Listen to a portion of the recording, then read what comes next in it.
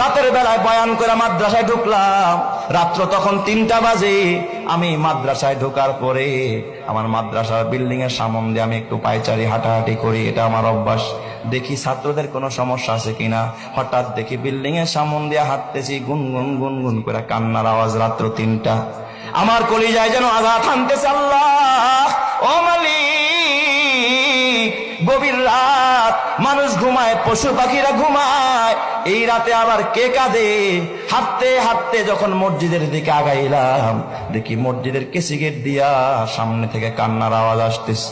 বারান্দায় গিয়া মোবাইলের আলো জ্বালাইয়া যখন আলো মারলাম, তাকায়া দেখি মসজিদের ভিতরে আমার মাদ্রাসার 2টা এতিম বাচ্চা, ওরা বিনয়া বিনয়া মোনাজাত দিয়া কাঁদতেছে।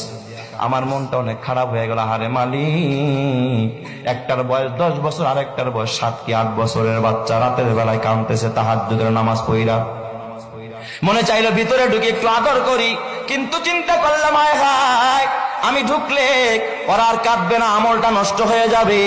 আমি আর ভিতরে ঢুকলাম না, উপরে চলে গেলাম আমার রুমে, হুজরাখানায়। ফজরের আজান হলো, মসজিদে আসলাম। আমি কাতারে দিয়ে হাঁটতেছি আর তালাশ করতেছি, দেখি ওই বাচ্চা 2টা কোথায়। হঠাৎ দেখি বাচ্চা 2টা মসজিদের পিছনের সফে, ওরা আমার মসজিদে ফজরের পর সূরা ইয়াসিনের আমল হয়, আসমায়ে হুসনার আমল হয়। ওই বাচ্চা 2টা সূরা ইয়াসিন পড়তেছে। আমি একটা ছেলের মাথায় হাত দিয়া বললাম, বাজান, দোয়া শেষ হইলে তোমরা 2জন আমার রুমে আসবা, তোমাদের সাথে আমার পার্সোনাল কিছু কথা আছে। ওরা 2জন দোয়া শেষ করে আমার রুমে গেছে। আমি কাছে বসাইতে চাইলাম খাটের ভিতর, আমার সাথে বসলো না। ছাত্ররা ওস্তাদের খাটে বসে না, আমার পায়ের সামনে বসেছে। বড় ছেলেটা বয়স 10 বছর হবে, ছোটটার বয়স 7 কি 8 বছর। জিজ্ঞাসা করলাম মাথায় হাত দিয়া, বাজান, রাতের বেলায় তোমাদের 2জনকে কাঁদতে দেখছি, কারণটা কি খুলে বলো। বড় ছেলেটা জিজ্ঞাসা করার সঙ্গে সঙ্গে তাকায় দেখি হাউমাউ করে কাঁদতেছে, গাল বায়া বায়া পানির ফোঁটা পড়তেছে। আমার ডাক দিয়া, হুজুর আপনি কি চিনেন না? আমরা 2জন আপন ভাই, এটা আমার ছোট ভাই, আমার বাবা আজকে দুনিয়াতে বাইচা নাই।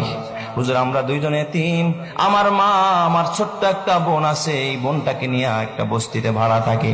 হুজুর মানুষের বাড়িতে বুয়ার কাজ করে, এটা দিয়ে আমাদের সংসার চালায় আর আমাদের পড়াশোনা হয়। হুজুর শোনেন, আমার ভাইটার চিকুনগুনিয়া জ্বর, আজ থেকে 4-5 বছর আগে সর্বত্র চিকুনগুনিয়ার ছড়াছড়ি। হুজুর আমার ভাইটা বোর্ডিং এর খাবার, এত নরমাল খাবার আমার ভাইটা কোনোদিন